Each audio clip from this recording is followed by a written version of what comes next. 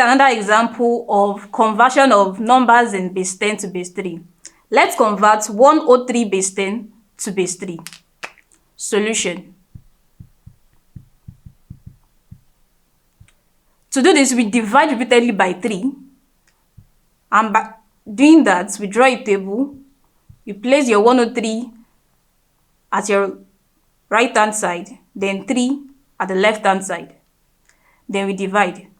3 goes in 1, you can't say 3 in 1, so you join together with the next digit, which is 0. 3 goes in 10, you have 3, remainder 1. 3 in 13, that's 4, which is 12, remainder 1. Keep dividing by the base you are converting it to, which is 3. 3 goes in 34, 3 goes in 3, 1. 3 goes in 4, that's also 1, remainder 1.